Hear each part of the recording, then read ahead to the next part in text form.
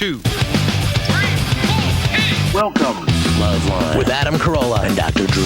Would you sleep with sick women? I may be pregnant, but I am still a man. Spank the unruly ones. It's indecent, it's vulgar, it's blasphemous. I'm gonna ride you till you can't stand up. Come on, let's go down. All right, keep your shirt on.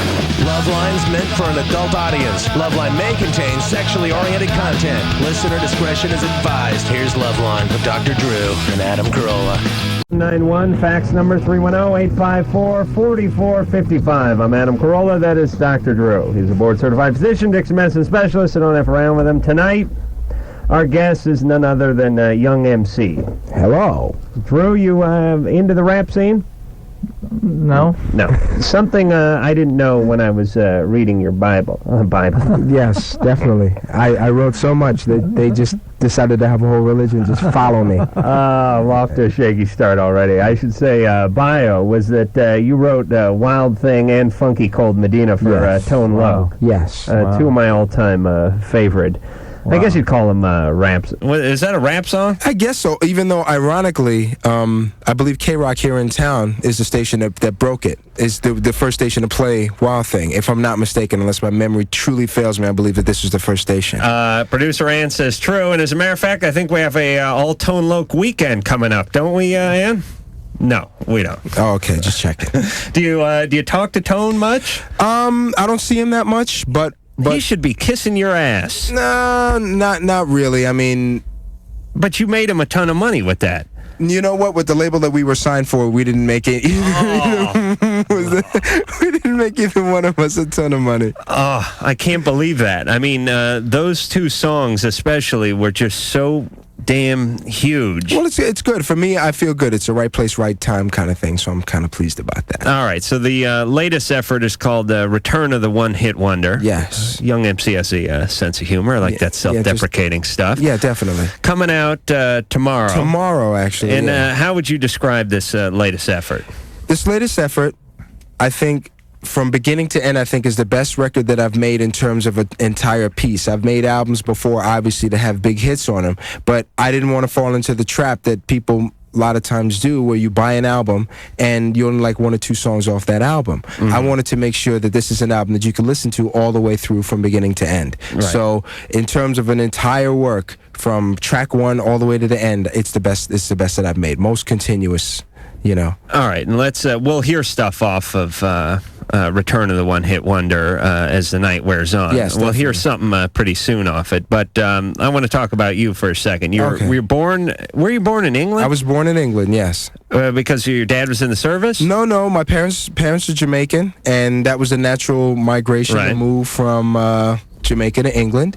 And ironically, same environment, same climate, right, Drew? I've not been to Europe, but I've been in Jamaica. You've heard. I've heard Jamaica, England, about the same thing, right? The plantations look about the same there. Okay. Anyway, so they met and had me and my sister there, and then we came to the States when I was like 3 years old.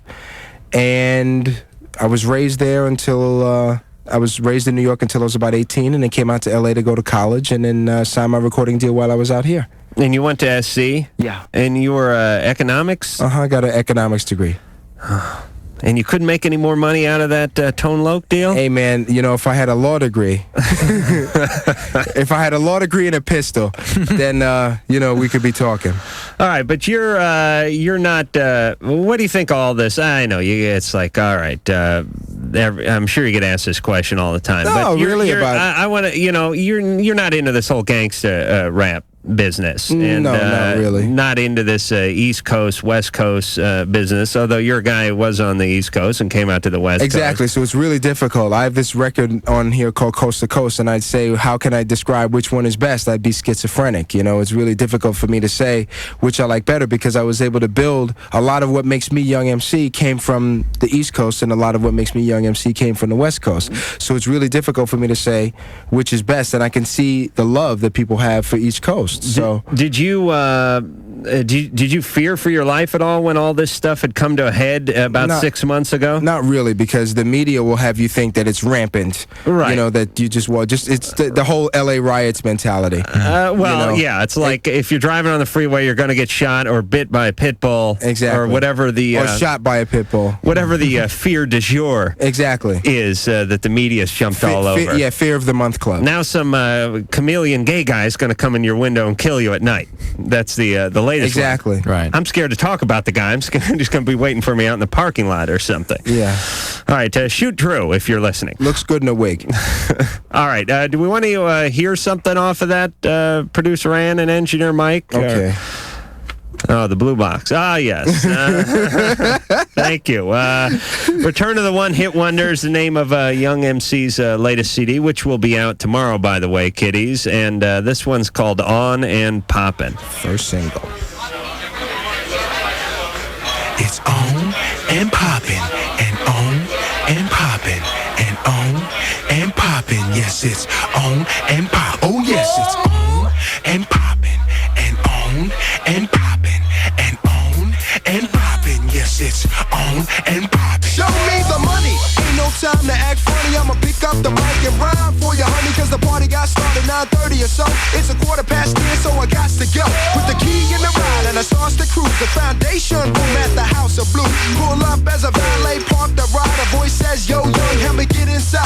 But I only got one, can't swing it out, brother. If you ain't got juice, then you must pay the cover. No disrespect. Gotta move, gotta bounce. Got a lady and a cold drink waiting by the couch as I hit the dough. See people I know looking at the big screen as they start the show.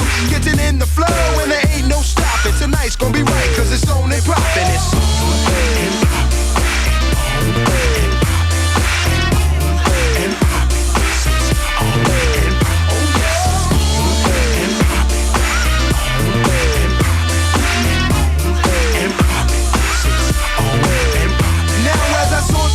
Take stock of the crowd, I see fine faces of girls all around. Then I spotted one honey in particular who had me thinking of some extracurricular. With a physique so tight it was strange. I could put $1 in her body and she spit out change. T-Bone said, man, can you believe the women? I said, nah, as I got my 7 up with limits. So I walked on over to the change machine. Said, you're the hottest honey hanging on this scene. We can sit for a while, talk about our dreams, and we can take it to the bridge if you know what I mean. She said, slow your roll, hold on, take your time. I think I know your face, somebody said that you rhyme. I said, my name is Young and I do hip-hop. And if I get to hang with you, then it's on and poppin'. It's on and poppin'.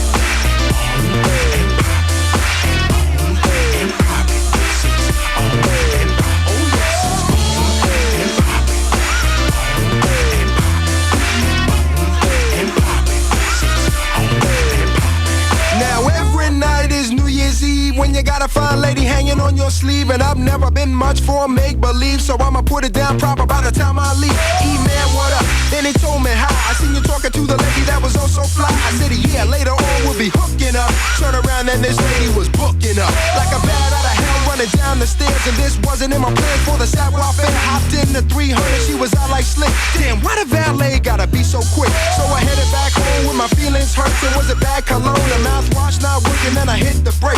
Didn't know what to say, seeing the same 300 parked in my driveway. She said, babe, I'm sorry, I hope you're not bitter. Got a 911 call for my babysitter. I'll make it up tomorrow when I take you shopping. I said, good, I need some Jordans and it's on and poppin'. It's on and poppin'.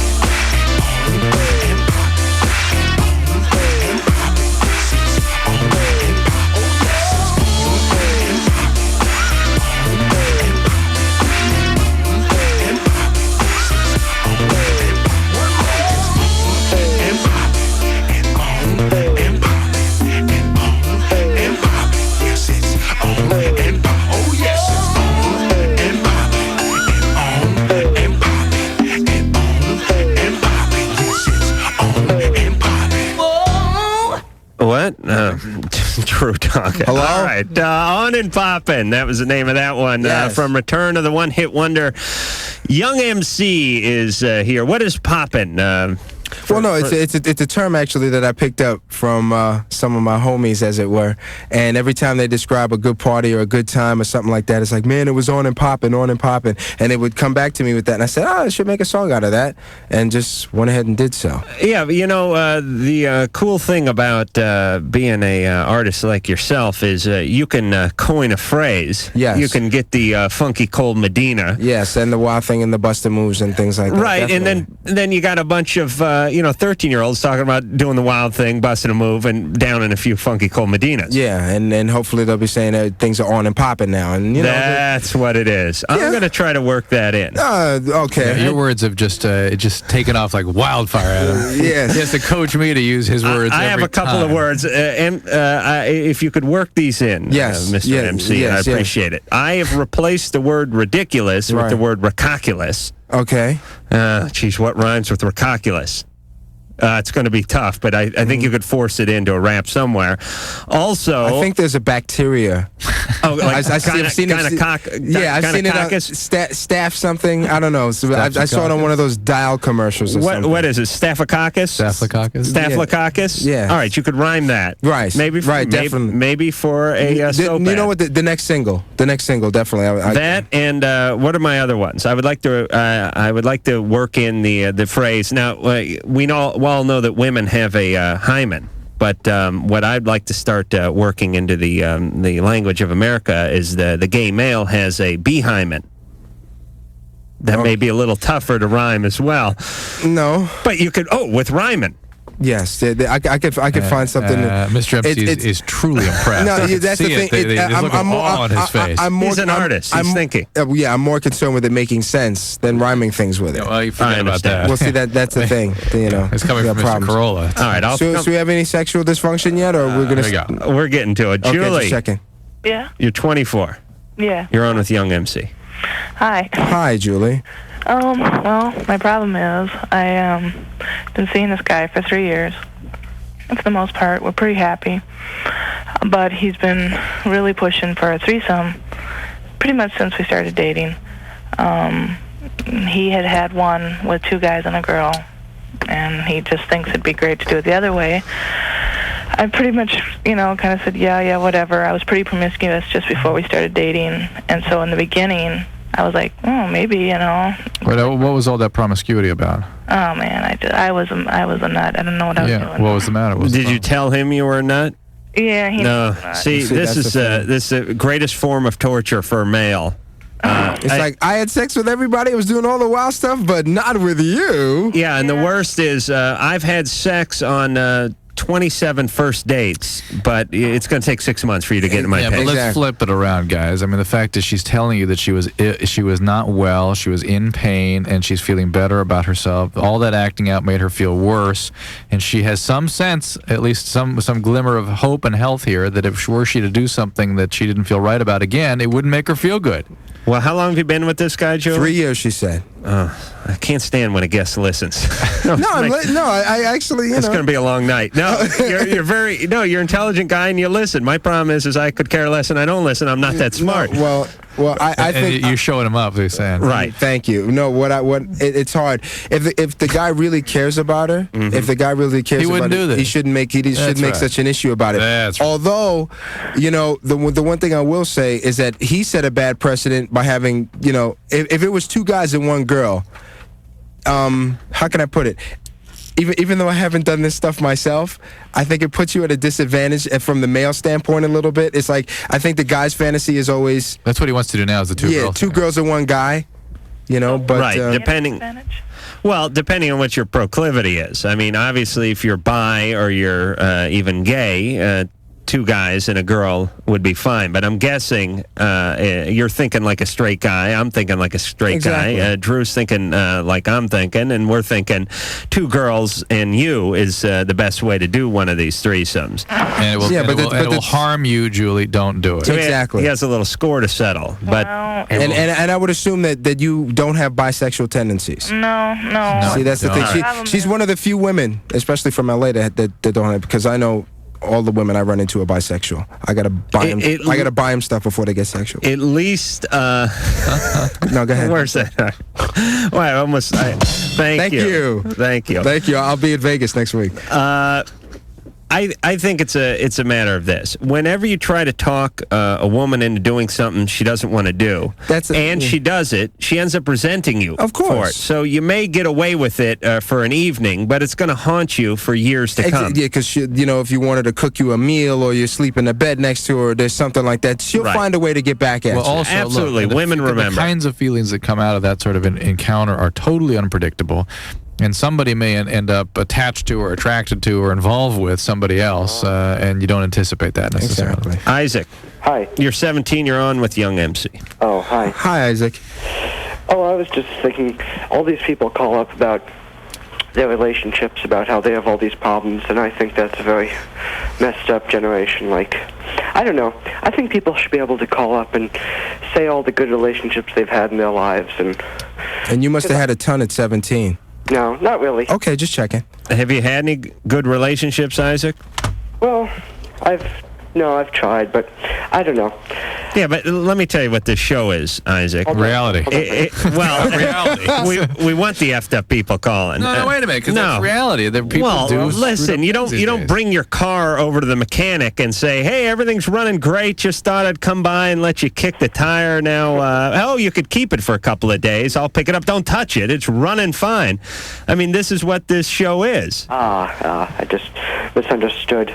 Okay, Isaac. I want you to drift deeper into your own world, okay? Okay, bye-bye. Okay. Oh, wow. All right, screeners, please. No prepubescent sociopaths. Oh, wow. Isaac was a scary guy. Yeah. What is that? Renee. Yes, Thank hi. you. You're 26. Yes, I sure am. I have a question for Dr. Drew. Yes, ma'am. I have a 6-year-old son. Mm-hmm. He is pulling his hair out. He's bald on the top. He has no eyelashes and eyebrows. Oh, my goodness. Yeah, and has he been okay otherwise? Yes, for a couple weeks he went through a tough period where he had mood changes and was defiant. He's wonderful, but I do notice that he's very sensitive, and I thought, well, could there possibly be something that is causing him to pull out his hair? And could there... Have you taken him to the doctor yet? I have taken him to our family physician. Yeah. She recommends a psychiatrist. Good. But I don't know if I want that option, because what if he needs medication, and I'm kind of worried about the medication that he might have to take, if any. Well, if he has to take medication, he has to take medication. That's to make him better. When he's done with his hair, he's going after you. This is. I mean, the eyelashes don't come back. Right. I mean, this is. They don't? No, this is. Oh, my grandma paints them on though. That's eyebrows. Do you? Oh, it is. Yeah. And I'm also, the eyelashes don't come back. Not typically. I heard of something like this before. I'm wondering, could it be possible OCD? Well, the symptom is called trichotillomania, and that just means pulling hair out, and I mean, I really would urge you to have a neuropsychiatric evaluation to make sure there's not something neurologic behind this. Make sure that he's medically okay. Okay. And then, if indeed this is purely a psychiatric issue, this is of a serious proportion. Okay. I mean, other than that, he's normally happy. He's a brother and sister. I mean, he's doing good. Has he witnessed any trauma or anything? Is he? No, he did complain of headaches. Yeah, see, I think he needs a neuro. Yeah, I really think neurologically he should be looked at very, very carefully. Okay. Because he could have a tumor or something? Well, look, it could be lots of different things. I don't want to scare you, Renee. We've looked into that because there is cancer in the family, so we have looked into that. I just think it sounds so out of character. And look, when people develop bizarre behaviors, it usually makes sense that there's some kind of trauma or some sort of emotional issue. When it happens out of nowhere, you got to look medically. It's amazing how frequently psychiatric symptoms are medically based. So get it thoroughly evaluated. And a good psychiatrist, by the way, would ask for that. All right, let Mr. Young. I'm sorry. No, I didn't. No, see, I was being very good there. Yes, I'm extremely childish, so I let you answer the question because I was going to ask her if she played a lot of like Yoko or Ace of Base in the house. house, and if the child pulled his hair out while she was playing her music. The kid has a golf ball-sized tumor in his head, and you're making pop music jokes. No, I was just trying to find out. I was trying to work up a cosmetology joke myself. I was being very good because at least let me finish. Yeah. No, definitely. Ian. Yeah. You're 16. Yeah. And you're on with the incredibly polite young MC. Yes. All right, guys. Hi. I've been going out with my girlfriend for about 8 months. And recently she's been accusing me of seeing other women and sleeping with other women.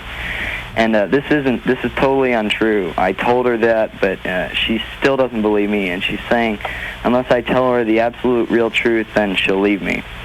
And I want to know how I can convey to her that I'm telling the truth, because I really am here. Well, first thing, how old is she? She's 16, too. And how long have you been going out? 8 months. Oh, Jesus Christ. What, that I'm listening? I know, this is horrible. Shut his mic off, Engineer Mike. This is humiliating. I better start learning how to rap right now. Oh, Jesus. Can you imagine me trying to rap? And being a great listener. Maybe he wasn't so great after all. All right. Drew, and thankfully, Drew doesn't listen at all. I listen. I catch about a quarter of what goes on this air. Drew only catches 10%. Right, let me ask you a question. Does she have a lot of friends that like pester her? Well, we haven't been in school, She hasn't been talking with her friends a lot, but I don't know where she would have gotten anything that I was... Well, that's the thing. It has to come from somewhere. Now, if she's not talking to her friends, that means that she's just insecure. She's kind of insecure about it. Does she ever communicate to you things about herself that she's insecure about? She just she's acting kind of odd. She totally believes that I'm... Have other guys done this to her? I think so. Yeah. Well, then. So it's more that if you're not doing it to her, she's got to create you into doing it. She's got to make you do it. I mean, was she abused when she was a kid? She told me that she had something with a neighbor happen. Okay, so she either has to be abused or sabotaged. She's in that mode. Yeah, it is. It's the drama mode, which is I cannot take a relationship where there's nothing going on. Well, or there's intimacy. God forbid. I mean, you got to distance yourself from the real feelings. Right. All right. So let me just put this in a nutshell. Her creepy neighbor got hold of her at a young age, and then went right back next door when he was done. That's where he lived. Yeah. Traumatized her physically. Sexually. I'm guessing. She found it difficult to create intimacy with guys, and now that she finds a guy that she likes, she finds herself getting intimate with the guy. They're drawing up all sorts of feelings that she can't handle, so she's creating this in order to make a rift in the relationship. Well, right. How can I keep the relationship? I don't know if you're going to want to. Yeah, it could be. Because crazy. she could be some years and some time off away from being someone who's capable. We really love each other. I mean. I'm not sure how deep that love is if she can't even trust you, and when you know that you're telling the truth. Good point. I guess. All right, here's the situation, though, Ian. And this advice goes out to all who are in relationships. Stop wasting so much time arguing over whatever it is you think you're arguing over, and get to the real point.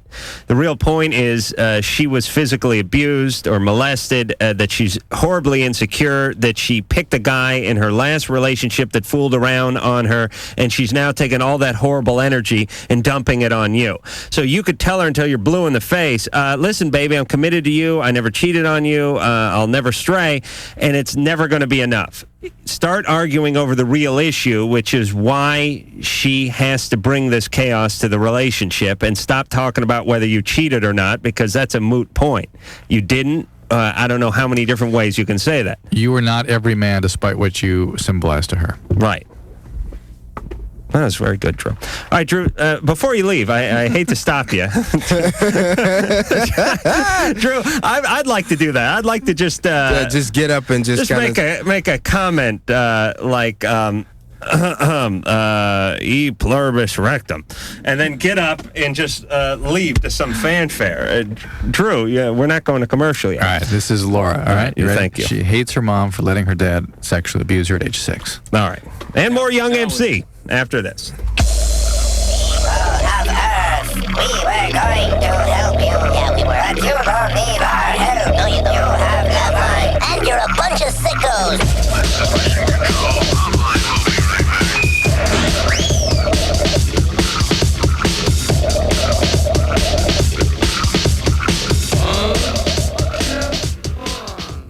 Suck on this. Loveline. All of my most sensitive areas were inflamed. Oh, yeah, it's a good one. WEBN.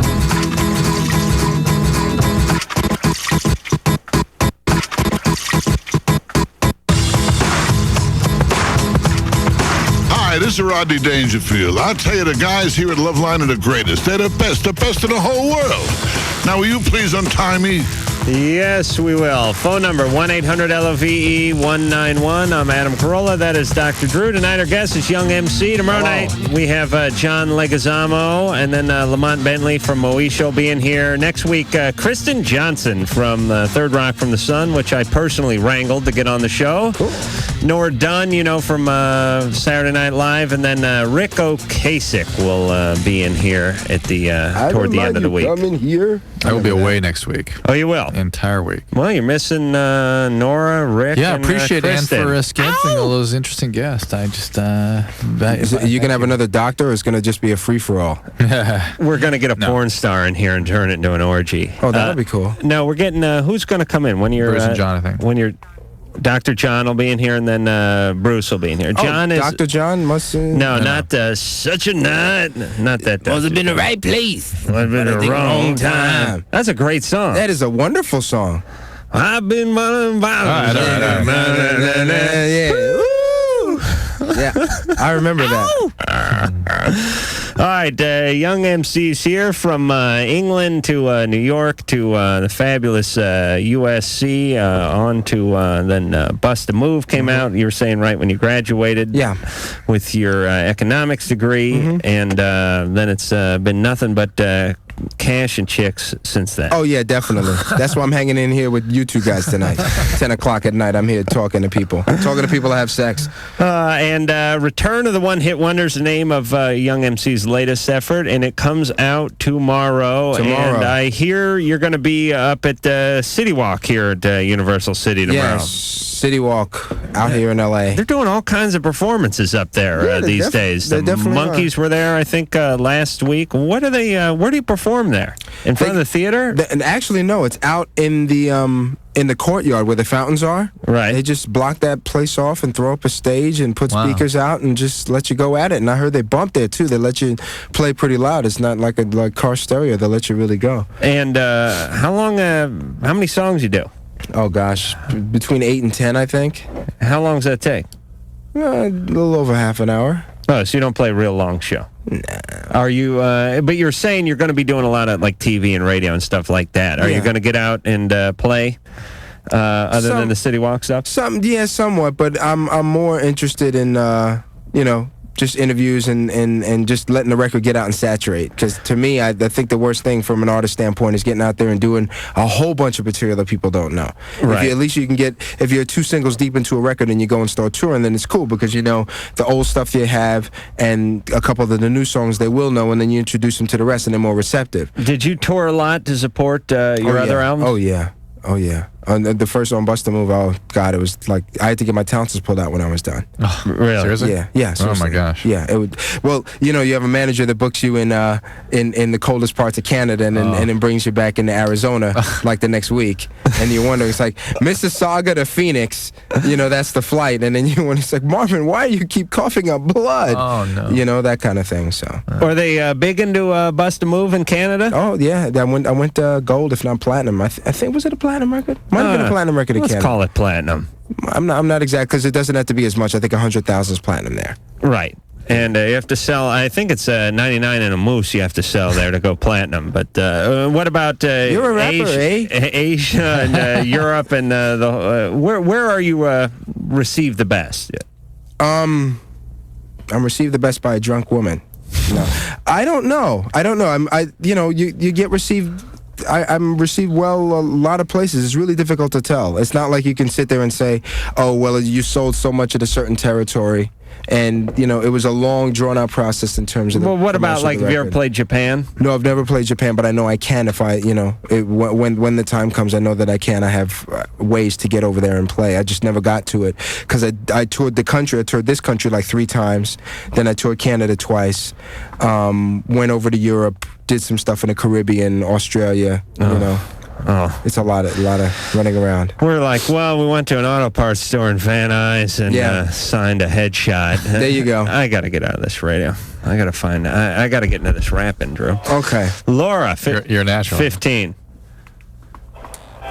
Laura. Hi, Laura. Good music, yeah, sweet soul music, yeah. Laura. What is that? Oh, yeah. Put it on hold. Oh, that's a great song. Oh, yeah. What is Bum, bum, ba-dum, bum, ba-da-da-dum, dum, dum, da-dum, dum, da-da-da-dum. Do you like good music? Yeah, yeah. Yeah, exactly. Oh, yeah, I got to go out and tour with you. Yeah. Sing back up. Try her again. One more time, real quick. Really? Let's see. Laura. Laura? That is so bizarre. All right. I just imagine her out in the desert somewhere with a AM radio playing and a convertible car. We'll just keep her on hold and figure it out. Jay, you're 26 and on with Young MC. How you doing? Good. I got a question. Okay, what it is, me and my girl, we practice oral sex. I love doing oral sex to her. She loves doing it to me. The thing is, she wants to get into this me pleasing her orally with her rectum. And I'm just not with that. Yeah. Well, what color are you, Jay?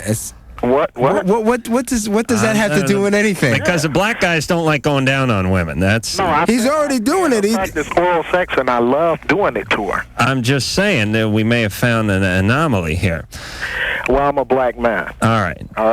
So you're busting that stereotype. That's good. And now I could have busted that stereotype when I walked in the door. You like that? Huh? You like going down on a woman? I'm not gonna. You know, I mean. Yummy. Yeah. Well, you know what? Put it like this: if you're gonna go downtown, make sure she keep the streets clean. You be straight. That's the way I look at it. Okay, because when argument. I'm clean down there, so you should be able to do whatever. Yeah.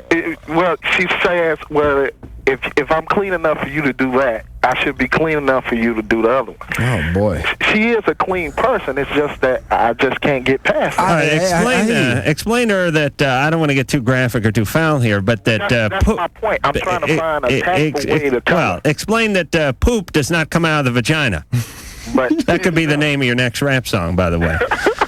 It really doesn't. And I'm sorry for the misconception that black guys don't like going down on women. But when I used to play football, all the black guys would say, I don't eat nothing that gets up and walks away when I'm done. And well, I mean, I used to be like that, you know. Bleed once a month, piss all day, nah. Yeah, exactly. I hear you. But there you go. All right, listen, don't do anything you don't want to do unless you think you can get her to do something that she doesn't want to do. Yeah, but you're not jumping up and down for her to do that to you, right? No, no, but there may be something else. Be up there with my legs up in the air and her licking my ass. Right. Fair enough. You just painted a real nice picture for all of us. I hear you, bro. No, I hear you. Nah, but you know what? I just want to find a tactful way to tell her this. And I thought maybe you guys can help me. Well, just that you're not comfortable with it. Maybe at some point, though you doubt it, but maybe at some point you might ease into it or something like that. But in terms of the prospect of it right now, you're not comfortable with it, not only with her, but not with anyone. It's just not something that you really cross, Yeah, I'm not into the tongue in the butt. Yeah. To me, that's one of those prove you love me, baby things. Exactly. It's like, damn, baby, can I buy you a chain? Yeah. Can I get you a ring or something? Get her a tennis bracelet or something? Yeah. I already got her that. All right, hey, Jay. Yeah. A couple of things. Is there anything, because I believe my approach to sex is you do something that you despise, that humiliates you for 10 minutes, and then they do something that they despise for 10 minutes on you. Is there anything you want from her that she doesn't want to do? It's not much she won't do for me. I mean, she offered to do that for me in return for me to do I understand. I guess when you're getting your bung licked, there's not a whole lot that you want to do. Well, I mean, you can't go much beyond that, except, all right, honey, I'm going to kill myself, and I want you to do something to the corpse when I'm done. There's not much beyond what's there. I would just say that you're not comfortable with it. Right. That would be the thing. Okay. Okay. And there's tell him. I'll tell you what, Drew. Give Jay a quick medical reason why that is not sound. The oral fecal route and something oral like that. fecal Go ahead. contamination is a common route for the transmission of many diseases. Give him one good one that he can write down. Nausea. Let's think of a good one for him. Just spit out one. Typhoid. All right, Jay, do you understand? You called in LoveLine, and Drew said you can catch salmonella and typhoid if you put your tongue anywhere near her bum. I get typhoid and salmonella licking your booty. That's right. You'd love to, but Drew said no. Those two and the cooties. Right. John. Yeah, this is John. Hey, you're 21. You're on with Young MC, and oh man, we're late for a break already. Hey, Young, I love your stuff, man. Try and watch that. He's a very zealous fan. That's good. Do you have any sexual problems? No, I'm pretty sexually straight. Well, actually, I do masturbate like 4 times a day, but I don't think that's a problem, is it? Too young MC? No, I tried that. I mean, it was all right. Oh God, thank you. Do you? Are you going to get the new CD, Return of the One Hit Wonder? Yeah, I'm waiting to get it. Where'd you guys shoot that video? Where the club? Yeah. Where was it? It was really cool looking. It was Billboard Live. Oh, cool, man. Yeah, we shot it. We shot it up there. Why, were you on the crew? No, I liked the video. It was really cool. I saw it. I just want to know what it was at. Where'd you see it at? I saw it on Yo MTV Rap. Cool. Thank you. Well, at least he's getting laid. You're getting laid, aren't you? We're going to break. I got rid of him. He's a fan of yours. No, but that's good. I mean, that means if he's getting women, that means that my music is actually serving a purpose. More so. Right. It has become a route for the spreading of venereal disease. Not route for.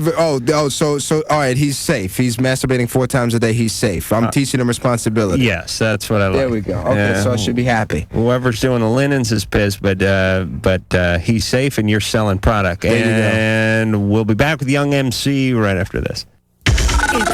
Here's LoveLine before deworming. Here's LoveLine after getting fixed. Here's LoveLine chewing out its stitches. Here's LoveLine dragging its butt across the carpet. Bad LoveLine. Bad LoveLine. LoveLine has been bad, and we'll be right back.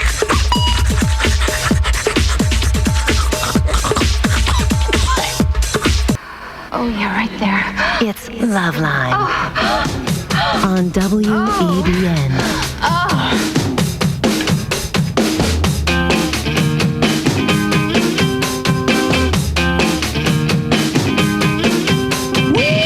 Everybody on the floor, this is Ice-T. You're listening to LoveLine with Adam Carolla and Dr. Drew. Nobody moves, nobody gets hurt.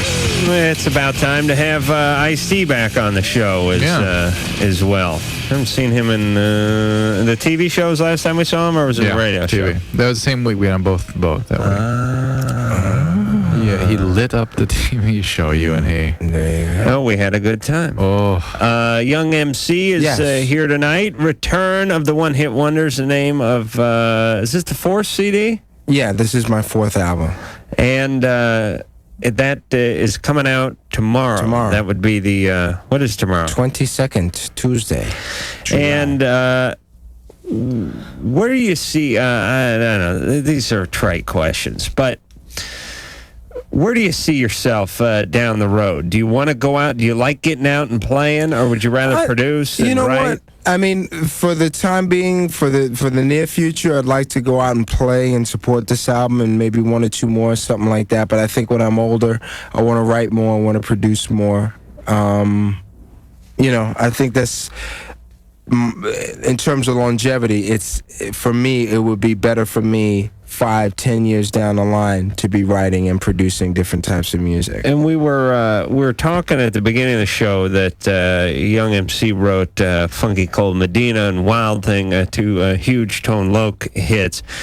Why'd you give those to Tone Loc? No, I was asked to write those, and quite frankly, I couldn't have pulled those off as well as he did. So I don't. People always ask, why didn't you keep them? Why don't you keep them? But his voice and his style and his delivery and his whole persona is, what made those songs. Who asked you to write? I mean, not the record label. So, were you guys on the same label? Yeah. and they said, we got this guy, and he needs... No, I knew Loke. We had done some other stuff locally here on K-Day, was the station that was playing it, and it was more, just straight up and down rap stuff, and they said they wanted to be more commercial with what...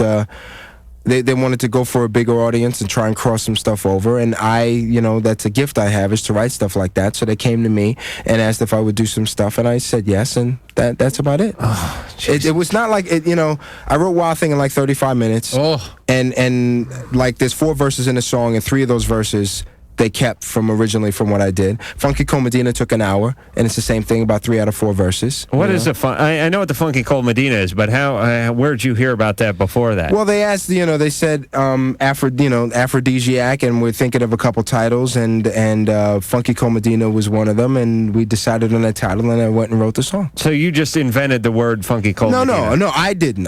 They came to me. They came up with that. But it was a bunch of different concepts, and then we just kind of whittled it down, and and that is incredible. Yeah, I mean it's cool. It's hard though, because you look back on that and it's like you can only be new once. You can only do certain things the first time, one time. So I'm just trying to break whatever new ground I can and keep my career going and establish things, and just keep being young MC, I guess. Did you do you need the money? Not somewhat, but it's not like I'll starve. But there's things that I want to do, and things I want to do with my career, and be able to communicate more with people with the music, that if I was able to have a big album and profit from that, then I could turn around and write for more people and produce for more people, along with doing stuff myself. I mean, there's definitely big ideas that I have beyond just being an artist. Do you want to branch out into all forms of music? Yes. Yes. Rock, whatever. Yeah. Oh, okay. Except maybe country. Hey, don't knock it. I'm not knocking it. I'm just, No, I'm with you on that. I'm with you on country. Scott, 23, you're on with Young MC. Yeah, thanks for having me on. Thanks. Marvin, love your work. It's great. Thanks, man. Pretty long story, so I'll cut to chase. I've been with one woman for the last 5 years. Wow. And recently we were going to move in together this next fall, and I backed out of it, and pretty much thinking about backing out of the relationship as well. But okay. The catch is there... Hold on, I'm just trying to keep my string alive here. How long you been together with this woman? 5 years. Oh. Marvin, come on. That's where you're supposed to come in. He's telling a story. I'm trying to be polite. All right, what's the deal? Okay, and the catch is there's nothing wrong with the relationship. I mean, we love each other and all that, but it's just kind of getting stale. And well, there's something wrong with it because you're not into it. Well, yeah. All right, that's what's wrong with it. Was she your first? No. What now? But she's your first. Like, obviously, she's your first 5-year relationship. Do you have a lot to compare it to? Not really. That's the thing. Yeah, you've been with her since you were 18. I mean, it's not uncommon for a guy to want to go out and explore a little bit. Right. Yeah, that'd be normal. But I honestly think I could end up marrying her eventually. And, well, this is the risk you have to. Content, that is the risk you have to take. On the other hand, you could marry her and stray. Exactly. Right. Exactly, and I don't think that's fair. That is not fair. No, it's not I'd fair. much rather you take the risk than disrupt a family. Right. And believe me, there's this popular myth that, there's one person out there, and maybe you're already dating that one person, and then if you dump her, then you're going to have to just go the rest of your life chasing other people that aren't right for you because you had the one right person. It's not that way. It's more like what cars are to people. Sure, you loved your first car, but now things are different, and you need this out of a vehicle, or that out of a vehicle, or this one leaks oil on the driveway. Right. You can let your buddies borrow it once in a while. Black sedan. Why don't you hop into my car? There you go. Okay. Yeah, that's it's a great describing his woman as a vehicle. You guys are old. I'm your vehicle, baby. Yeah. All right. What I'm saying is this: it is not one woman that was born out there for you specifically. Right. There may be many women over the course of your life that you feel this way about. It's really, I think relationships are more about you being in the right place when you meet the woman, not the woman being right. Yes. Exactly. One thing I feel bad is that he has a relationship this long and this deep at such a young age that he didn't have a lot of stuff to build up and compare it to, because now he's thinking that there's something great out there, and I guarantee you the grass is always greener. Exactly. And you go out there and you find a woman, you think that she is better than the woman that you have right now, and she won't be. And then there'll be many a night when you lay with this new woman or you go out on a date or whatever, and she will not have the qualities that the girl you have now has. But there's no way to know, But he needs to go out and be Scott, the single male. He really does. I mean, men have to go out and figure out who they are by themselves. Right now, you've been clinging to a relationship for 5 years, and your development into an adult occurred within the context of a relationship, and you're wondering who you are now. But let's just go around the room here and figure out, is there anybody any of us were with at any time in our life from 16 on until now that we regret not staying with? For me, the answer is no. No. I think every relationship I've ever had ran its course, and God bless you and good riddance. Yeah, you know what, to an extent, but one thing I will say, us being all intelligent men in this room, is that you will try your best to justify it and make logic out of the reason. Oh, she was a bitch. Oh, it was this. It wouldn't have worked out. She was too demanding, blah, blah, blah. You make whatever justifications you can for the reasons that you're not with this person.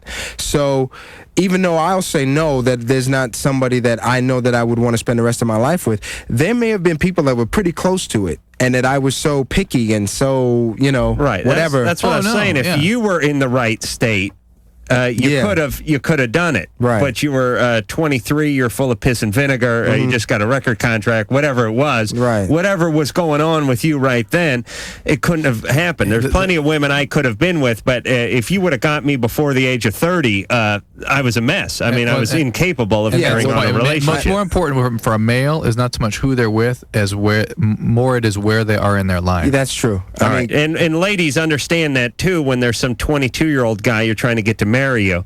Well, yeah, and it just won't happen. I mean, I know for me, I was in a position where I could have gotten married and I would have been able to take care of things. I felt I was responsible financially, all that other stuff, but it just wasn't, just wasn't there. And also, I had the added thing of worrying about if people were interested in me for me, or they were interested because they saw the video on MTV, right, or whatever. I wouldn't care, by the way. Huh? I don't care. Well, I wish I had met you when I was younger.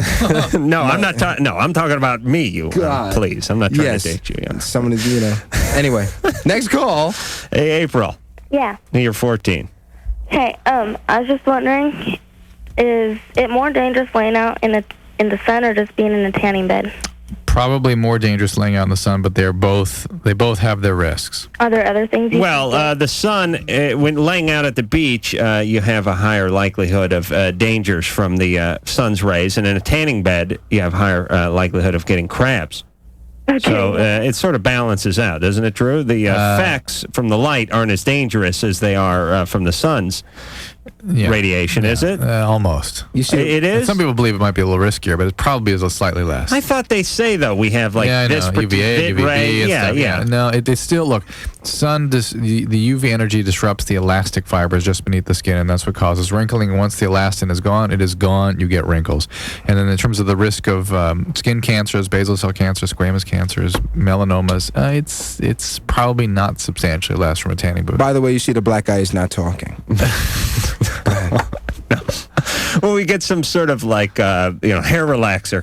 It's a question or something. We'll turn to you. But we know the damaging effects of the sun's rays, and I can tell you that when you see a woman, I know every woman who's 15, 16 years old could give a rat's hiney. The prom's coming up, and I'm going to get a tan. But when you see women, even as young as 28, 29, 30, white women who've been out in the sun for longer than they should in their teens and early 20s, you can see it. Yep. I mean, even at 30, they're starting to show even at 20.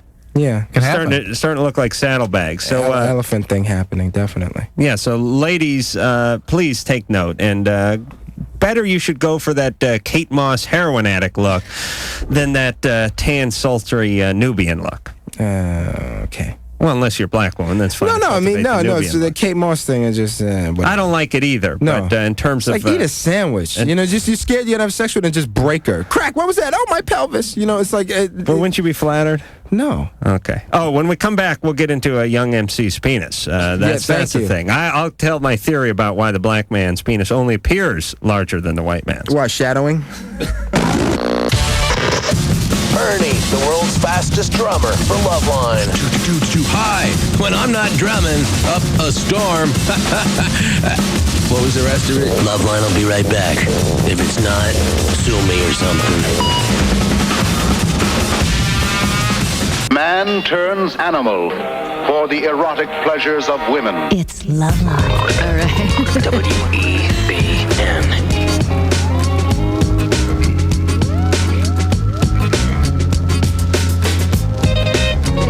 All right, we'll finish during the next break. Yes, next break. All right, I'm Adam Carolla. That is Dr. Drew. He is Young MC. That's my this name. is LoveLine, and we'll be back in 10 seconds. This is LoveLine on Radio Station. WEBN, Cincinnati.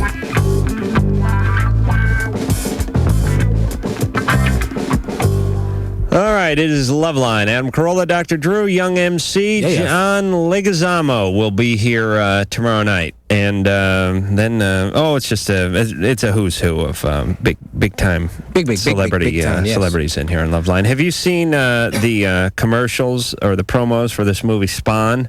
Yes, that's coming out. Leguizamo plays the fat midget guy. I don't know if you've seen it at the theaters yet. I've seen the promos at the theaters. There's like a guy who looks like he's 600 pounds and about 5 feet tall, and it's he's got more chins than a Chinese phone book, and he's this wide, and it's John Leguizamo who's underneath all of that. The spindly Hispanic guy who Drew's never heard of, but more chins than a Chinese phone book.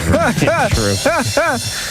They're not all keepers. No. All right, so Young MC is here. Return of the One Hit Wonders, the name of the CD, out tomorrow. Yes. And when we left off, I was going to explain why the black man's penis only appears larger than the white man's of course, penis. you're an expert on the black man's penis. So I've seen many a black man's penis via the porn industry. Oh, definitely. And here's my thought. Okay. Most people, most young folks don't get a chance to see a black man's penis if it's not attached to them, by the way, unless it's in a porn movie. This is where most guys see most penises, in the porn movies, right? Okay. And the black men in the porn movies usually have larger penises, I have to believe, than the general black populace. Because they're discriminated against, essentially. That's right. And they are. You have to, not only reach the regular quota, but you have to go an inch, 2 or 3 beyond. You got to be that much better. I understand. Absolutely. Are they going to let some black guy with a small penis into the porn industry? What? That's the thing. There's no such thing as an affirmative action penis. I get it now. You know what? Right. I was really that's good. So I'm not going to be as proud of my penis from here on in. And you should be proud of it, regardless of its size. Thank you. And I'm not implying that it's under average. I'm just saying not at all. The myth is perpetuated through the black man in the porn industry. Yes. Not only that, but it's the shading, as you'd mentioned before we went into commercial. Definitely. It's like when guys enter bodybuilding competitions, they always get themselves well tanned. Right. Because it shows off definition more. Right. So naturally, a black penis would look much larger than an albino penis that was the same size. No, take a call. It's fine. Whatever the hell. It's fine. Yeah. As long as it don't shrink by the time I get home, I'm straight. I bet Young MC's penis is still bigger than both of ours. Lynn. Oh, see? Enough of my penis shenanigans. Exactly. Good Lord. Josh, you're 17. You're on with Young MC. Hey, how's it going? Good. Good. Yeah, my problem is I've had this girlfriend for about a month, and she started telling me that she's been kissing other girls and stuff, and I don't really think that's cool. I think she's bisexual. That kind of bugs me, but I think she's totally awesome, and I like her a lot. I don't want to break up with her. Why do I know you're not calling from California? Huh? I know you're not calling from L.A., right? Yeah, I'm not calling from L.A. Okay, just checking. Where are you calling from? Because what? Well, explain that. Huh? Explain that. No, you got no. Keep answering the question. Because you think that a lot of women experiment like that out here. Oh, most definitely. Yeah. Most definitely. I mean, then you get another call, from somebody who's ecstatic that this was happening, but this is a young guy, and, he's taking it from how I would take it at 17 years old. That it would just be overwhelming and just a lot to hear that your girlfriend is kissing another girl. It doesn't, when people are carrying on with anybody else and you're trying to have a relationship as a young person, it's threatening. It's overwhelming. It's a month. Josh. Yeah. How old is she? She's 15. Oh. Wow. And okay, she has some issues here. Where are you calling from, by the way? Utah. Okay. And has she actually been kissing these other people, or has she just been talking about doing it? I haven't seen her do it, but she says that she tells me about it. She tells me she's been doing it. And what do you think she's trying to provoke in you when she tells you? I mean, why would she tell you that? What do you think she wants your reaction to be? I don't know. Because it seems like people in relationships tell their partners things oftentimes to elicit response, for sure. Right. So does she want you to get jealous and show her that you love her by throwing a fit, or do you think she wants to draw you into some sort of threesome? Or does she want to break up? Or does she want to break up, and this is her way of saying that she's not into men? The thing that's getting me is it's a month. I would understand if it's a year or a couple of years or whatever, and you have a track record to go on, and we had a really strong, stable relationship, and this came up out of nowhere, but it's a month. She's still trying to find her boundaries, I think, in this thing. Are you having sex with her, Josh? Not yet. Oh, she's a month in. She's 15. I know. I'm not saying that. I'm just saying you guys have barely got your relationship underway, and she's off sort of experimenting around town, or at least talking about it. But he's part of the experimentation. You see, he's just part of the menu. Right. She's had this friend for like a long time, and I guess they've been friends forever, and I don't know. I guess she's like experienced with. Well, no, wait a minute. They're just kissing in a. You know what? I bet her friend is jealous of you. I bet her friend's a lesbian. Yeah, her friend, I bet, is jealous of you. Jealous lesbian, the worst kind, Josh. Huh? Threatened by you, really. Yeah. So you're going to take away her buddy. Her love object, even, potentially, if she is indeed lesbian, from her. Yeah, but see, I told her I don't want to break up with her or anything. I think she's awesome, but this really bugs me that... All right, well then, Josh, I think you should just tell her exactly what you told us. That really bugs you, and if the girl can't contain it or can't respect your feelings, it's not a relationship. And a good trick to pull in a relationship is like what we were just talking about, is say to people once in a while, why are you telling me this? Mm-hmm. What is it that you want to get from me? How do you want me to react? Why do you feel it's necessary to say, if you're a guy, to say to your woman, oh, boy, look at this one with the jugs and the legs. What are you trying to get? What are you getting at? Because otherwise, like we were talking about earlier this evening, you just go round and round and round arguing about something when you could really get to the crux of it, although most people aren't in touch enough to belly up to that bar. Titch! Yes. You're 18. Hi, I just wanted to say I love the Young MC's music. Got all 3 of his albums, and thank you. Really waiting for the next one, Tomorrow. Yeah, it's coming out tomorrow. Tomorrow? Well, I live in a small hick town, so it might be like next week or something. Okay. Yeah, but I'll still get it. No worries. Thanks. Thank you very much. Any concerns or problems or anything tonight? You're such a giver. I am a giver. This is someone that listens to my music. Let him kiss your ass a little bit. Just bask in the glory. Hey, you know what? These people are few and far between that would have, no, so it's all good. I'm happy about that. Titch, what do you like most about Young MC's work? Here we go. Please, let me have a little fun. Okay, his favorite song, my favorite song is More Rhymes. Yeah, that was the flip side of Bust a Move. And why is that your favorite?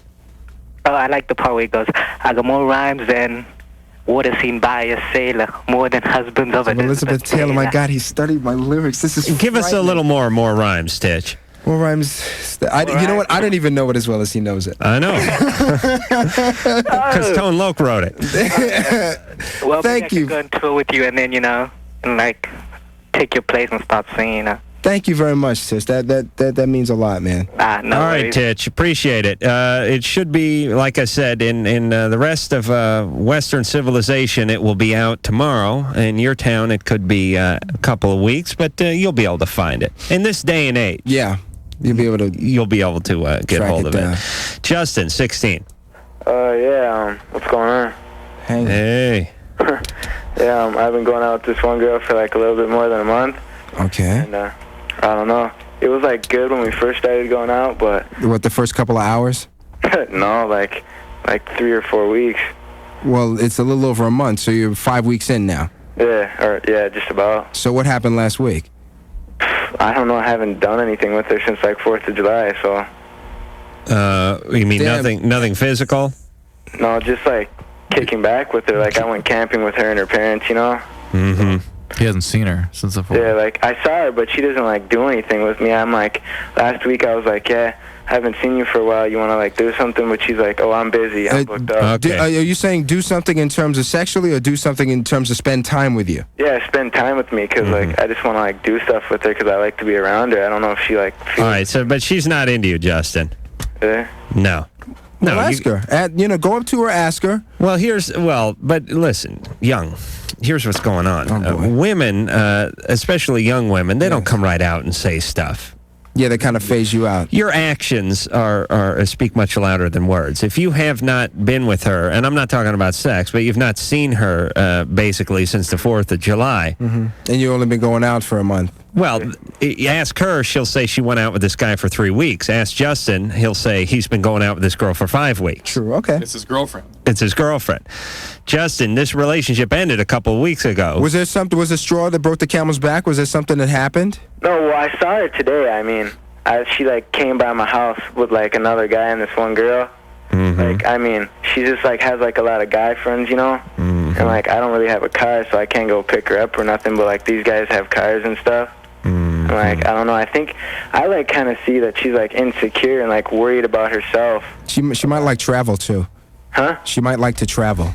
Yeah, well. But that's why she keeps all the guys around. She has low self-esteem. I mean, because she always like thinks she's fat. And So she keeps all the guys around to help her prop herself up. Yeah. But Justin, any way you slice it, it doesn't sound like you're as big a part of her life as she is of your life. Yeah, I know. Like, I've been telling my. Do you hear that part, Justin? Yeah, I get that. Okay, so it's time for you to possibly move on. Yeah. Yep. Yeah. What do you think? That's like the problem that I have, though. I mean, because I like this girl for like so long. All right. Believe me, we've all had that, Justin. Yes. But here's the deal. You learn this when you get older, too. You cannot will a relationship on another individual. The best way to convince someone of anything is to make them think it's their idea. You know, so if you wanted to like her, if you want her to be so into you and all that, you can't tell her I like you, you should like me, you should like me. You should try and orchestrate the situation in such a way where she's gonna like you. Right. And the shame of it is Justin, right? Was his name? Yes. Yeah. The shame of it is also he says that she thinks that she's fat. And she has the security issues. He can help her deal with those issues, not only emotionally, but the fact is, if she's riding in cars, she don't get no exercise. If she's like, hey, Justin's like, hey, I don't have a car, take a walk with me, drop 10, 15, 20 pounds, she'll be happy with you at the end of the day. Well, ultimately, she's doing Justin a favor because it sounds to me like he may be a bigger handful than Justin is capable of carrying at this point, especially with no car. There you go. QJ. Hi, Adam. Hey, you're 20. You're on with Young MC. Hello, Young MC. I actually have a question for Dr. Drew. Yes, sir. I'm wondering, I've heard that alcohol enemas, that if you have an enema with alcohol, that you can get drunk really fast on a really low amount of alcohol. Yeah. And I was wondering if that was dangerous.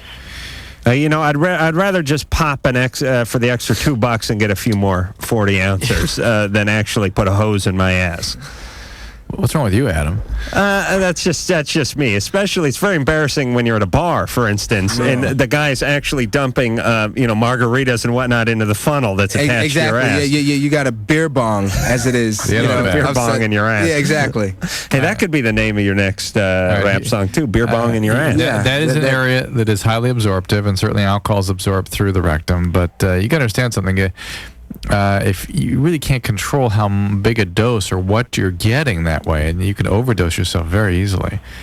That's Oh, you could. Not to mention what it would do to the hamster. That's one concern I have. The hamster come out wearing a lampshade. The other thing is why? I mean, why do that? Well, I mean, I've heard that you can get drunk really fast off of it. Yeah, but here and that's your quest in life, to get drunk. But, you know, no, not at all. Okay, just checking. But the speed with which the alcohol levels rise in your brain determine the potential toxicity as well. All right, but so let me say this, Drew. So here's what could potentially happen. You could put the beer bong in your butt. There you go. And you could take a fifth of Everclear, 120 proof, and just dump it as fast as it would come out of the bottle into the beer bong and up the bung, right? Mm-hmm. And your body would absorb all of that. Yeah. Not all of it. Well, there's some of it. I mean, absorb a lot, but in fact, the point is, you would then pass out and stop breathing, and that would be that. Right? Would you vomit at that point? Not as likely as if we're in your stomach. Right. Now, if you, on the other hand, if you took that same fifth of Everclear and just started chugging it, your reflex vomit action would probably kick in. Your bowels would probably, Do you think your bowels would expel? That's what enemas do. Yeah. But you can hold. The people hold it, and they hold it and absorbs. Yeah. You can hold it long enough to absorb. Have you ever had an enema, young MC? Oh no. Oh yes, you have. Why'd you have an enema? Huh? Just to check it out? No, you know what it is? It's a bodybuilding thing. Actually, a lot of those bodybuilders, because I was in really good shape, and a lot of those bodybuilders do it they cleanse? They do a cleanse beforehand to get the intestines and all those things as small as possible and as cleaned out as possible. Listen to him backpedaling. So you can rip yourself up. So. What would you use? Would it be like coffee or something, or no? I don't know what the hell you use. Tap what do you water. use? Fleets. No, you use Fleets, exactly. The doctor knows. What is that? It's the thing you buy over the counter. It's something you buy. Oh, so but I'm saying is you're not giving yourself an enema like with some sort of supplement or something. No. You're giving yourself an enema just to clear out the system. Right. He would so your abdomen doesn't protrude at all. Exactly. For Christ's sake, like you don't look good enough. The most embarrassing day I ever had was when I went into the drugstore and bought like condoms and enemas in the same day. I thought that was like, hey man, that's young MC. Don't I know you do rap music, don't you? No. I haul garbage for a living.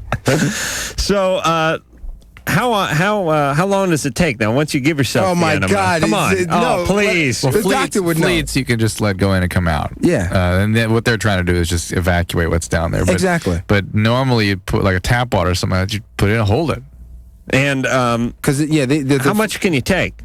How much is? Well, it depends. About half this bottle right here. Look, a barium enema, which is an X-ray where you put barium into the colon, fills the entire colon. Yeah, how much is entire colon hold? It's 9 feet, probably yay diameter. Oh, like I'm going to work this math out, Drew. Go. What do you think? Can't you look that up? Holds about a gallon. So you could have held more than half that crystal geyser. Yeah, but they're just trying to clean out the bottom. No, you're just trying to clear out the bottom. Okay. You're not I understand. for anything. How often did you do trying that? to get drunk.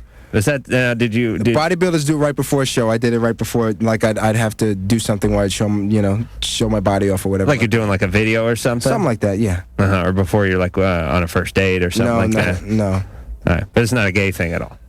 No, I would think not. Oh God, you're just ruining. You're putting something in your butt. That's all I know. Oh, this is wonderful. All right, listen, I've pressed the butt up against the outro jet of a jacuzzi. Hey, why isn't that in the bio? Screw all this. Screw all this economics major crap. Let's get to the fun stuff. Damage control. Publicist damage control. Damage control. Now listen, if it he's in my rectum. He's in my colon. Damage control. Damage control. Adrian. Hi, I was calling because I've been with my boyfriend, and like when we first started going out, he was always kicking it with his ex-girlfriend. Mm-hmm. And like I told him that bothered me or whatever. And now my older brother just started working for him. Mm-hmm. And now like they're like he's over at his house right now kicking it with him or whatever. Mm-hmm. And I don't. How old is this guy? 16. Okay. And how old are you? 15. And how's the ex-girlfriend? 16. Okay. All right, I'm still mired in enemas. What's going on here? See, well, you don't like the way he's hanging out with those other people away from you. Yeah, and I mean, he doesn't hang out with his ex-girlfriend, and even before I'd be like, oh, yeah, well, why are you always with her or whatever, and he'd be like, oh, well, we're just friends. How long have you known him? Gone out with him? About 4 months. Do you have any reason not to trust him? No. Well, but it sounds like he's not paying much attention to or caring very much about Adrian's feelings. Yeah, and You know, he just goes on, does what he does, and she's left behind feeling crappy. And like the other problem that I had is we both have pagers, and he is constantly paging me with voicemail, and it's like he'll leave me messages through my voicemail and just page me back and tell me the answer. He can never call my house and talk to me. Why? I don't know, and like just the other night I paged him. I'm like, oh, Jason, you know what? This is the last time I'm ever paging you, so if you want to talk to me, you could call my house. You know my number. Just call me, whatever. He did not call me at all that night. The next day he paged me. Yeah, page me and let me know what's up, and I haven't paged him. And so this guy's an asshole. Thank you, Drew. He will not call my house. I don't. And he says it's because he doesn't like talking on the phone, but I don't see why that's the reason for him to page me. No, it's not. All right, listen, we can't. He's hiding something. Exactly. It's like it's 1997. You would think he'd be accustomed to this phone thing. Yeah. Yeah. And listen, ladies, we can't really be everyone's compass because we don't know exactly what's going on in the relationship. But everyone has to start learning to trust their instincts and their judgment. I know the problem with the society is we got a lot of young people growing up that don't have good instincts and don't have good judgment.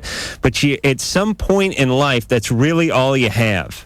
It's whether it works in job interviews, it works in relationships, it works all over your life. Eventually, you have to start saying, I don't want to be with this person because I don't feel they're treating me right. Not because this guy said I didn't, or I read a book that said I shouldn't, or his friend, or my friend. Eventually, especially as a young lady, because you're going to be doing a lot of dating, you're only 15. You're going to be hooked up with lots of screwed up guys in your lifetime before you settle finally with the screwed up guy about 25, and then the divorce comes at 27. But you're going to have to use your judgment. And I'd just like to empower everyone to do that. If you don't like the way this guy's treating you, if you feel like he's dissing you, if you feel like you're not getting the respect that you deserve, then that's enough. That's good enough. Maybe you're right, maybe you're wrong, but just go with it. It's you. You don't think you're being treated right. Am I right, Drew? You're right. Am I right, MC? Oh, very much so. Thank you. We'll be back to talk more enemas with the enema expert. Oh, and rapper, Young MC. LoveLine will be right back.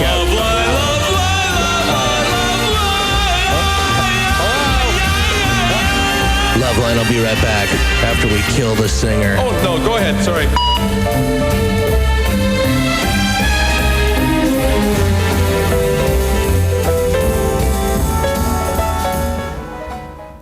WEBN. Yeah. Hey, it's more LoveLine. Adam Carolla, Dr. Drew, and Young MC here tonight, having a wonderful time. Oh, ecstatic. It's a fun show, isn't it? Yeah, very much so. Good. We thank you for coming out. Return of the One Hit Wonder is the name of the CD. What? We're going to play another song off of that. I did want to promise to tell my enema story, though, before we got there. Jesus. It's so scary, some of the things me and my cohorts have done over the years. And I always... Oh, no. This is another one of these stories? The humanity. Oh, the horror. No, he's got a group of friends. He's hanging out Please, with, Drew. but, Okay. Let me tell it, please. Okay. All right, go ahead. One of them discovered, we used to go to a pretty popular club, country club, up in the Hollywood Hills at night after closing. This is during high school. We discovered that if we hiked up a hill and hopped a fence, we basically had an entire country club at our disposal. Yes. And during the whole summer, we'd go out and we'd party. And then when the party ended about 2 in the morning, we would go up there with the same group of 5-6 guys, as much beer as we had money for, and as many women as we could wrangle from the party to go up there and have some late night shenanigans, a little little skinny dipping in the pool, then off to the jacuzzi, and chicken fights and all that kind of stuff. It was a pretty regular thing. One of my friends discovered that if he put his ass up against the jacuzzi jet, that he could fill himself up with water and then hop out and squirt it about 20 feet across the pool. And let me now. And then you were like, Dad, stop. And there's things that will come out with that. Yes, a man's pride will come out with that, as well as some fecal matter. But you guys will test. Drew is a doctor, and a young MC is a fellow enema.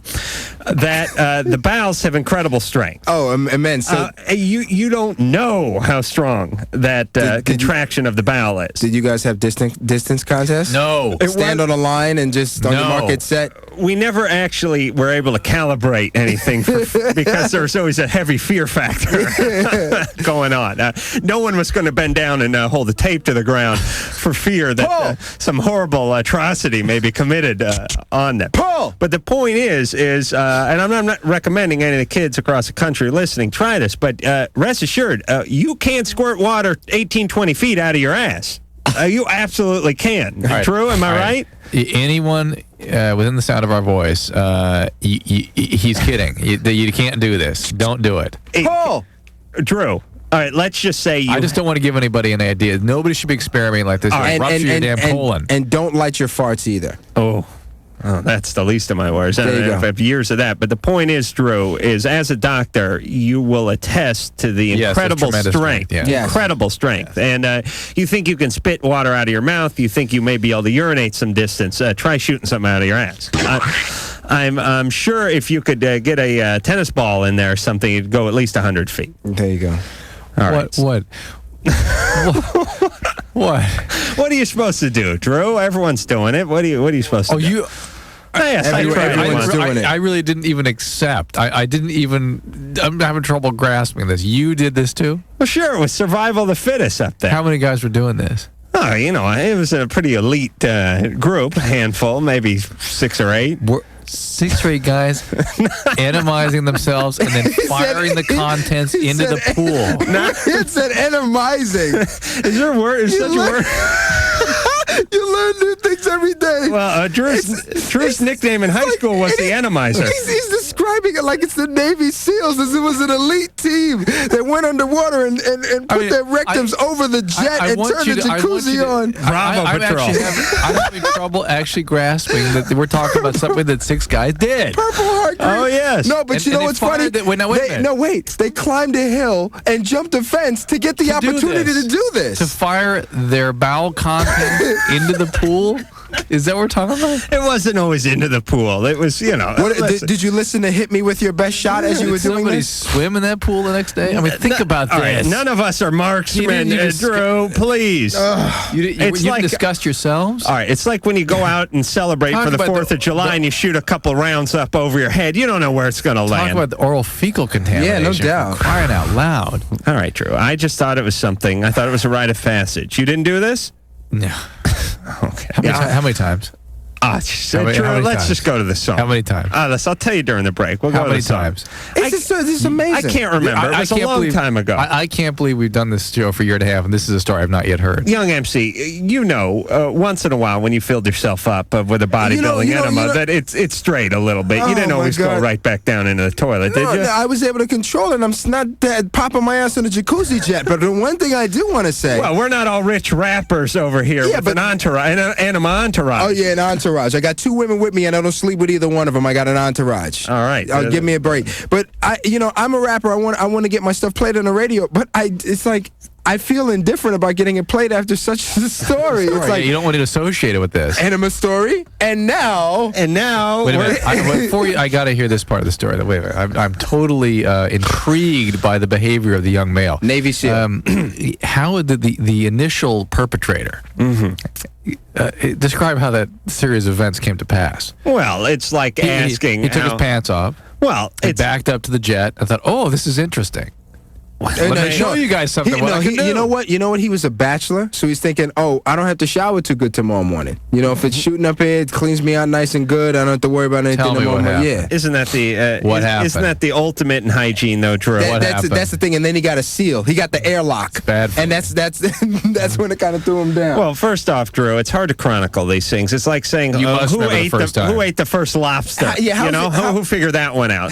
Somewhere there was a will, there was a way. I remember the guy's name. I'll not say it over the air. Right? You could probably. No, it was not the Wheeze. It was your Ray. It was Ray. All right, listen, I'm not saying anything. But the point is he figured out that he could do this, and as soon as he figured it out, well, why naturally. This man has to be on the show. All right. Well, I'll see if he now uses a bag to relieve himself. Yeah, he has a colostomy bag. He's fine. No doubt. He's fine. Please, young MC. No, I'm just passing asking. judgment on. Passing judgment. Yeah, you're sitting on jacuzzi jets. Yeah, he's passing more than judgment. Yeah, no doubt. It wasn't for vanity like what you did. This was This is just self-defense and good dirty fun. Get away from me. All right, Return of the One Hit Wonders, the name of the MC. Oh God, the name of the CD by Young MC. And speaking of bowel contents, here's the next song. It's like, please, Mr. Right Now.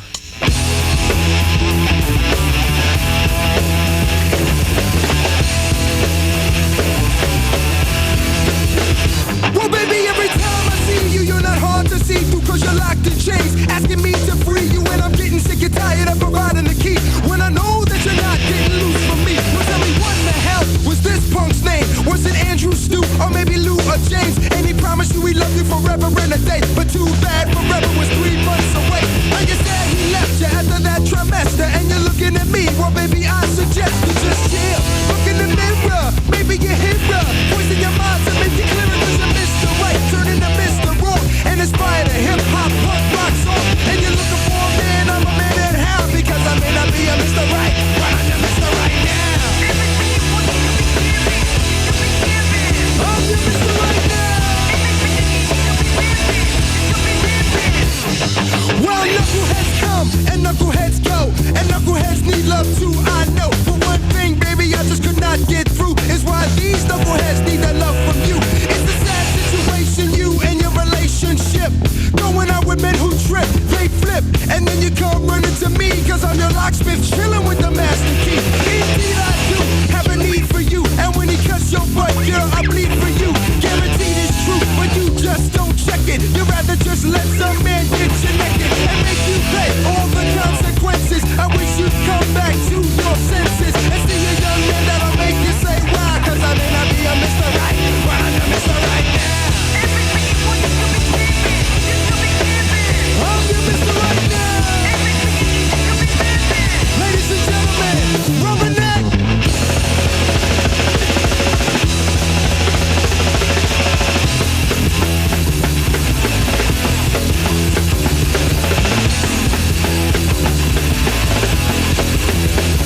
Well, baby, as for me, you're my fantasy. Me and you, horizontal girl, it has to be. We're losing fancy free, but I'm a care in the world. That's how life would be. Darling, it's you and my girl. So the choice is yours, make it a hold your feet.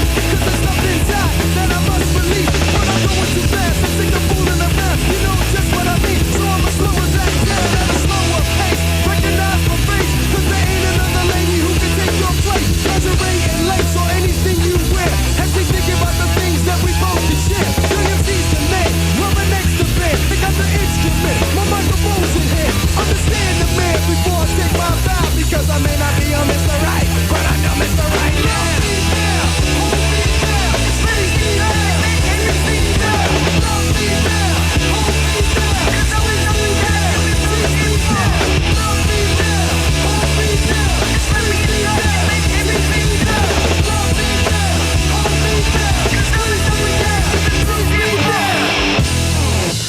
Mr. Right Now off of Return of the One Hit Wonder. Yeah. Young MC showing his musical versatility. Definitely. Not just a rapper anymore. Yeah, that's a great song. Thank you, man. Wow.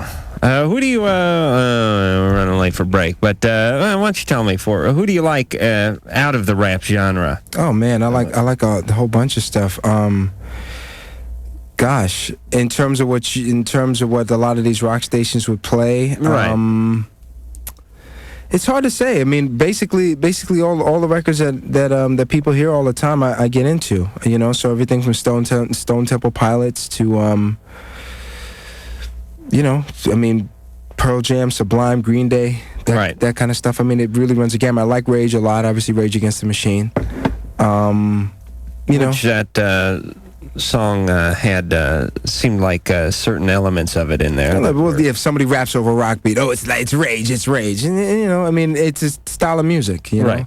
You know, I love those guys. I listen to those guys. So, you know, it just it really runs a gamut for me. But it's kind of must be nice to be able to make whatever kind of music you like, as opposed to some people that are a little more limited. Well, I think it's all in the mind.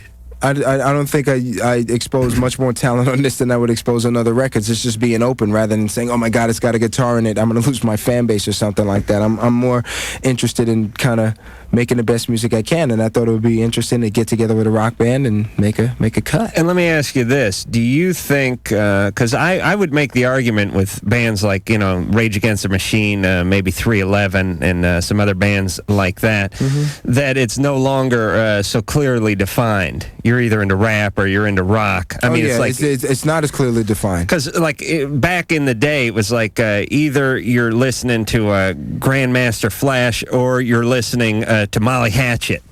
But there wasn't really. But now it's like everything is crossed over. Yeah, there's a lot of, you know, there's a lot of intertwining with it. Right. All right.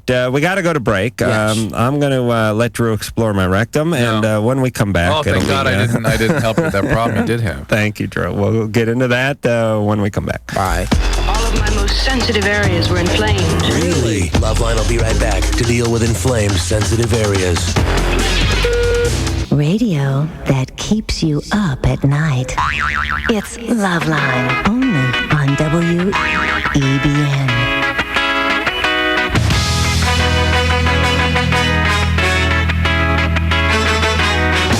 Hi, this is Eric and Bud from Sublime on LoveLine with Adam Carolla and Dr. Dre.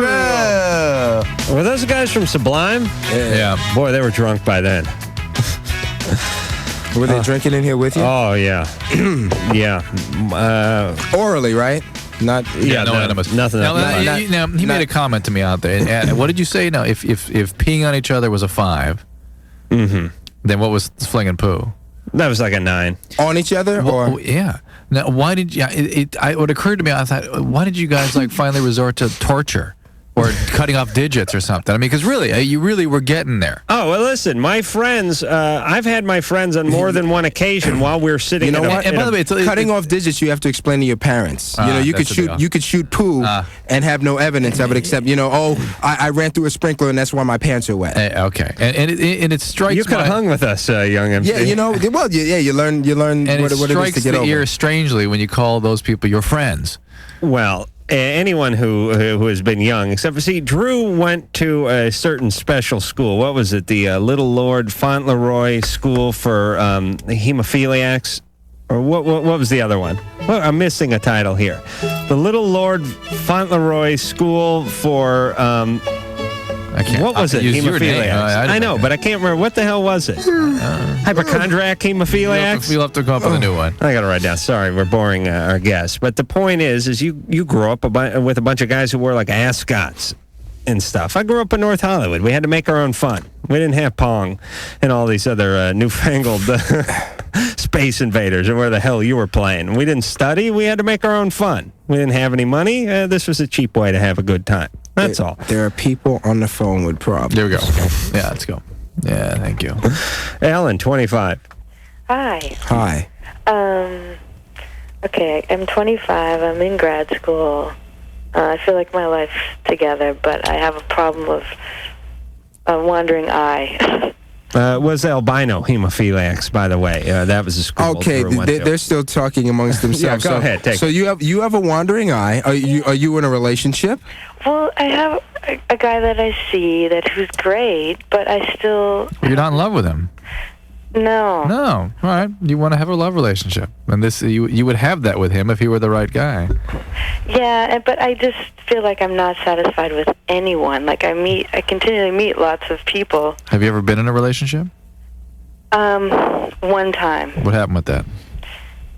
I broke it off. It was getting too serious. Talking about marriage. And, How old were you? How dare he? I think it was like 24. I think it was a year ago. No, you want to gamble? I feel some gambling coming on here. I get that sense there, yeah. Yeah. Ellen? Yeah. We're going to gamble on you. Okay. All right, hold on a second. Okay. Where the hell's my wallet? Do you have any money? You have $1? Not a single, no. I'm reaching toward my backside just to get the wallet. I'm moving very slowly. Could we get some of your Wranglers to come in here and perhaps give us $1? Do you guys have $1 for... Yeah, they're looking around. All right, because there's no fun game. Uh-oh. Oh, come on. What? You won $1 for me last night. I did. What'd I do with it? Okay, here it is. This is Drew's buck from last night. All right, here's what we're going to do. We'll get a buck in here for you. I have a 20 in here. Ellen cannot have a intimate relationship. She had one that got close. She got freaked out by the intimacy and ended the relationship. She gets with guys that she recognizes as good guys, but immediately starts wandering, and at least her eye does. And I'm guessing it's because she cannot get close with another man. It's too painful, too scary for her. So what we're gambling on is what her past was like. What kind of environment did she grow up in that's not going to let her get involved this way as an adult in an intimate relationship? Okay. All right. Since you've not gambled before, I'll go first, and you'll get the drift. I'm saying that she was horribly disappointed and let down by her father, who was absent, taken away, possibly died at some point. But I'm going to go with just took off early and was out of the picture. Broke things off with mom and took off and was not part of her childhood. Thank you, Dion. What do you think, Drew? You want to go ahead? No, you go next because I don't have a clue. That was psychic friends. Psychic friends have already kicked in their bit. I have to explain that humor to Drew. All right, now what do you think? No, Drew next. All right. Oh, jeez. Oh, please, Drew, it's $1. Let's go. I just don't have a clear sense of this. I would say on the order of families together. We'll go to this one of the things where she perceives it's the Ozzie and Harriet family. All right, so she thinks her family was great. It's an over-enmeshed, hostile family in reality. So. Over-involved family. Yeah. All right, young MC. I'm going to say that she is of the mindset, like how we were talking about the grass being greener. Mm-hmm. She's of the mindset that no man would be good enough to satisfy. Yes. Almost like no man would be good enough to satisfy her family. Yeah, that's sort of what the kinds of families that create those kinds of children are sort of the enmeshed, over-idealized families. Do you think she over-idealizes her dad? Not her dad. I would venture to say that things have gone so well in other aspects of her life, at least she feels that way, that if there's any hint of a problem with a guy, she pretty much doesn't want it to go on. She'll run for the hills, whatever. So no guy would be good enough. Okay, well, we'll go with that. We'll decide. It's not my book. I could really care less. But no man could be good enough. I'm trying to help this woman. You're playing for pride. Yeah. Ellen. And penis. Wow, you guys are good. All right, what's going on there, Ellen? Well, my family's fine. They're still together. Yeah. And maybe they are the over-idealized. Yeah. That's what I pick up on. Do you have that thing that young MC was saying, where you don't feel that any man is good enough for you to bring home? Well, yeah, I do, but then I sort of get there's someone else that seems better. What kind of family? So mom and dad are still together. Yeah. No, perfect family. Yeah. Yeah, perfect. And they're perfect family, except for you'd like to kill both of them in their sleep. Exactly. There you go. Okay. I got to give $1 back to young MC for well, that. one of those is Scott's. So, all right. Well, you can give that. that he has $2, I get $1. Well, yeah, but he really called that one. Okay, fine. Okay, fine. Over idealized family that she resents. Okay. You sort of had the symptom, but Drew had the cause of the problem. He works here every goddamn night. That's why. Don't get testy. Give it to Marvin. We want to guess. All right, Marvin. Here you go. No, it's all right. It's just $1. Take the damn money. And choke on it, son of a bitch. Drew, give him that other $1. No. He can get his $1 back. I'm just taking yours, Adam. I'm taking yours. Take it, and I hope you buy like some rancid Tic Tacs with it. You made him suffer through your rooster tail shenanigans. Anyway, all right, Ellen. What I hope. Yeah. I'm just nervous that I'll pass someone up that was. Well, you're gonna have trouble finding somebody. You're gonna have trouble assessing yourself and another person in a relationship. You're gonna find all kinds of excuses for not becoming intimate and for people not being perfect. You need to take a good hard look at what your genuine feelings are and who you really are and how you really behave and who you are in a relationship.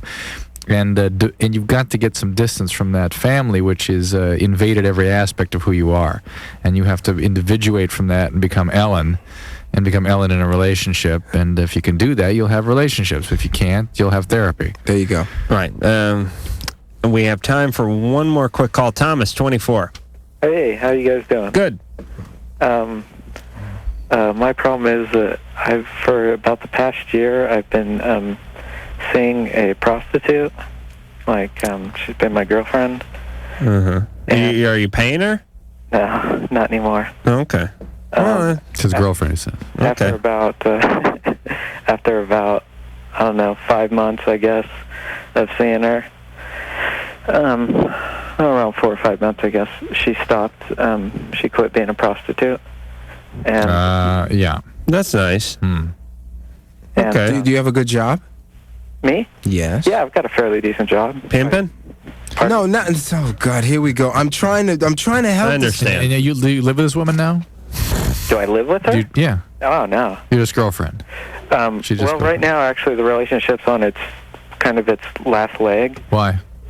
Well, first of all, we kind of started off. I was a customer, and she kind of mentioned to me, as I was, during the night or whatever, that she got together sometimes with people just to have straight up sex, and I kind of just said me, and she said, anyway, we hooked up, and so that's what we started doing, and it quickly kind of turned into a thing where we were spent a lot of time together. All right, what can we do to help you? Well, I don't know how to. I know that we both pretty much know it's ending. We stopped having sex for months now, but we just spend time together, and I don't know how to stop caring about her so much. I know that you can care about her as a friend. I think the sex has become such a big issue with all the money things going on. I think you could still care about her as a friend. No, the money, all that. The money, that's way back. The sex, the money, that's way back. But the fact that she has sex for money exactly is an issue. Yeah, you can be friends. The whole thing that makes her, the whole undesirable traits of her being a prostitute and having sex for money has no involvement in his relationship. No, at this point, not anymore. Not anymore. My point being, he could still he could start a new relationship, a new intimate relationship with someone else or something like that, and still have this person as a friend. I would think. I mean, it would be very difficult. I mean, I know if I was dating a prostitute, if she was starting to get jealous, it's like, hey, pot calling kettle black here. Right, and it's certainly true. Thank you for pushing that button. We're way out of time, but it can be done if she agrees that she likes you as just a friend and you agree that you like her as just a friend, and that's where it's gone. Then you can maintain it. If she is still pining for you, it ain't going to work. That's not happening. Thomas is a fixer. He was going to rescue her, save her, put her back together so he could be perfect for her. Something happened to Thomas along the way. We don't have time to find out what it was, but that's what that's about. All right. We got to go to break. Meanwhile, as the faceless evil closes in on the hapless, sleeping populace across town in a shanty one-bedroom, an old woman feeds her parakeet. Come on, Chirpy, have some cheese. You love cheese. Since when are you afraid of cheese? LoveLine will be right back. All right, the end of another evening. John Leguizamo will be in here tomorrow night. Young MC, the name of the CD, Return of the One Hit Wonder, out tomorrow, kiddies. Yes. So unless you're living in parts unknown, go out and get hold of this CD. Also, if you're living in the Los Angeles area or you're willing to drive, you can come out and see Young MC tomorrow at the Universal City Walk. This has been Loveline. The opinions expressed herein are certainly opinions, that's for sure. If you'd like a written transcript of today's program, you probably should have written it down yourself. And if you did, we'd like a copy. Loveline producer Ann Wilkins. This broadcast was copyright 1997 Westwood One Entertainment. This music is MXPX on Tooth and Nail Records. Sit, Obo. Obo, stop dragging your butt across the carpet.